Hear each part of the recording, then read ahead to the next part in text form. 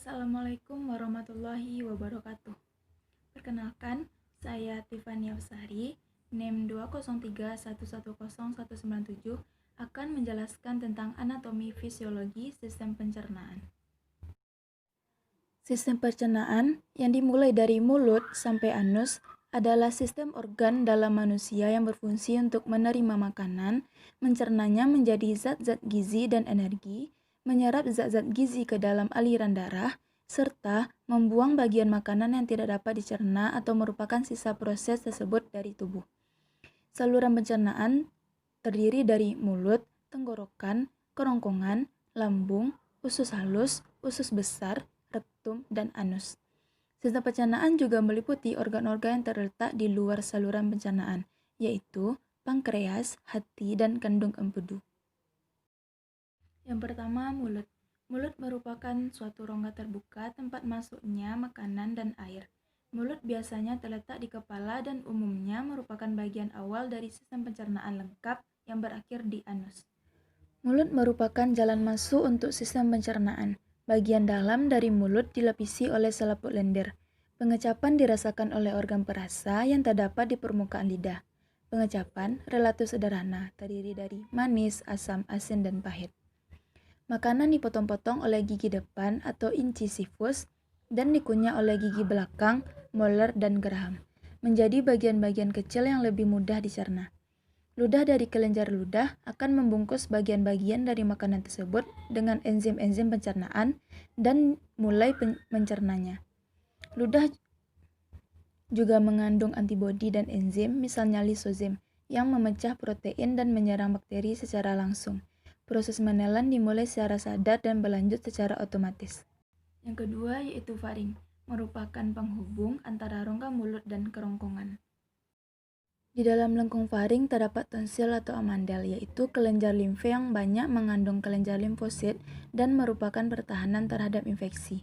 Di sini terletak bersimpangan antara jalan nafas dan jalan makanan. Letaknya di belakang rongga mulut dan rongga hidung, di depan ruas tulang belakang. Ke atas bagian berhubungan dengan rongga hidung, dengan perantara lubang bernama koana. Keadaan tekak berhubungan dengan rongga mulut dengan perantara lubang yang disebut isthmus faucium. Tekak terdiri dari, pertama, bagian superior. Bagian yang sangat tinggi dengan hidung.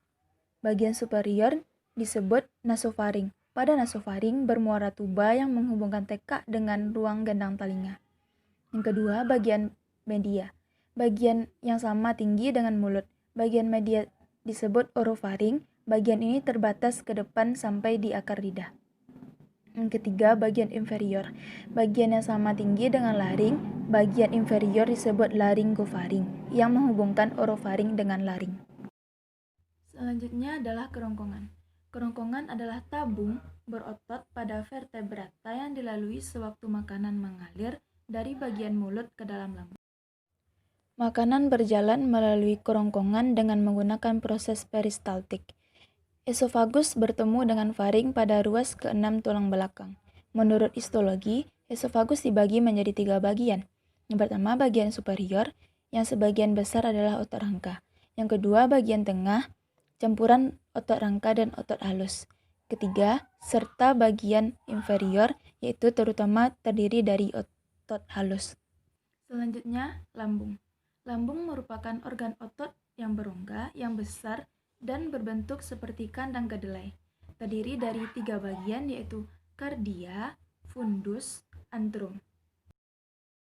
Makanan masuk ke dalam lambung dari kerongkongan melalui otot berbentuk cincin yang bisa membuka dan menutup. Dalam keadaan normal, sfinkter menghalangi masuknya kembali isi lambung ke dalam kerongkongan. Lambung berfungsi sebagai gudang makanan yang berkontraksi secara ritmik untuk mencampur makanan dengan enzim-enzim. Sel-sel yang melapisi lambung menghasilkan 3 zat penting. Yang pertama, lendir. Lendir melindungi sel-sel lambung dari kerusakan oleh asam lambung. Yang kedua, asam klorida atau HCl, yang menciptakan suasana yang sangat asam yang diperlukan oleh pepsin guna memecah protein. Keasaman lambung yang tinggi juga berperan sebagai penghalang terhadap infeksi dengan cara membunuh berbagai bakteri. Yang ketiga, prekursor pepsin atau enzim yang memecah protein. Selanjutnya, usus halus atau usus kecil. Usus halus atau usus kecil adalah bagian dari saluran pencernaan yang terletak di antara lambung dan usus besar. Dinding usus kaya akan pembuluh darah yang mengangkut zat-zat yang diserap ke hati melalui vena porta. Dinding usus melepaskan lender yang melupasi isi usus, dan air yang membantu melarutkan pecahan-pecahan makanan yang dicerna. Dinding usus juga melepaskan sejumlah kecil enzim yang mencerna protein, gula, dan lemak. Lapisan usus halus yaitu lapisan mukosa atau sebelah dalam, lapisan otot melingkar atau M sirkular, lapisan otot memanjang atau M longitudinal, dan lapisan serosa sebelah luar. Usus halus terdiri dari 3 bagian yaitu usus 12 jari atau duodenum, usus kosong atau jejunum, dan usus penyerapan atau ileum. Selanjutnya kita masuk kepada usus besar. Usus besar atau kolon dalam anatomi adalah bagian usus antara usus buntu dan rektum. Fungsi utama organ ini adalah menyerap air dan feses. Usus besar terdiri dari pertama, kolon ascendens sebelah kanan, 2, kolon transversum, yang ketiga, kolon descendens atau kiri, yang 4, kolon sigmoid berhubungan dengan rektum. Banyaknya bakteri yang terdapat di dalam usus besar berfungsi mencerna beberapa bahan dan membantu penyerapan zat-zat gizi. Bakteri di dalam usus besar juga berfungsi membuat zat-zat penting, seperti vitamin K. Bakteri ini berfungsi normal dari usus. Beberapa penyakit serta antibiotik bisa menyebabkan gangguan pada bakteri-bakteri dalam usus besar. Akibatnya, terjadi iritasi yang bisa menyebabkan dikeluarkannya lender dan air dan terjadilah diare. Selanjutnya terdapat usus buntu. Usus buntu atau sekum dalam istilah anatomi adalah suatu kantung yang terhubung pada usus penyerapan serta bagian kolon menanjak dari usus besar. Kemudian ada rektum dan anus. Rektum adalah sebuah ruangan yang berawal dari ujung usus besar dan berakhir di anus. Organ ini berfungsi sebagai tempat penyimpanan sementara feses. Biasanya, rektum ini kosong karena tinja disimpan di tempat yang lebih tinggi, yaitu pada kolon descendens. Jika kolon descendens penuh dan tinja masuk ke dalam rektum, maka timbul keinginan untuk buang air besar atau yang disebut dengan BAB. Mengembangnya dinding rektum karena penumpukan material di dalam rektum akan memicu sistem saraf yang menimbulkan keinginan untuk melakukan defekasi. Jika defekasi tidak terjadi, seringkali material akan dikembalikan ke usus besar, di mana penyerapan air akan kembali dilakukan. Jika defekasi tidak terjadi untuk periode yang lama, konstipasi dan pengerasan feses akan terjadi. Selanjutnya kita masuk kepada organ luar yang termasuk ke dalam sistem pencernaan. Yang pertama yaitu pankreas. Pankreas adalah organ pada sistem pencernaan yang memiliki 2 fungsi utama, yaitu menghasilkan enzim pencernaan serta beberapa hormon penting seperti insulin. Pankreas terletak pada bagian posterior perut dan berhubungan erat dengan duodenum atau usus 12 jari. Pankreas terdiri dari 2 jaringan dasar, yaitu asini menghasilkan enzim-enzim pencernaan dan pulau pankreas yaitu menghasilkan hormon. Pankreas melepaskan enzim pencernaan ke dalam duodenum dan melepaskan hormon ke dalam darah. Enzim yang dilepaskan oleh pankreas akan mencerna protein, karbohidrat, dan lemak. Enzim proteolitik memecah protein ke dalam bentuk yang dapat digunakan oleh tubuh dan dilepaskan dalam bentuk inaktif.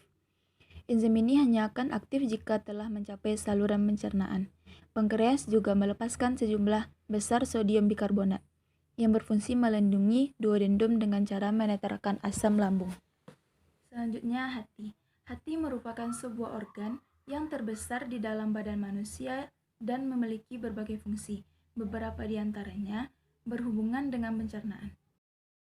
Zat-zat gizi dari makanan diserap ke dalam dinding usus yang kaya akan pembuluh darah yang kecil-kecil atau kapiler. Kapiler ini mengalirkan darah ke dalam vena yang bergabung dengan vena yang lebih besar dan pada akhirnya masuk ke dalam hati sebagai vena porta.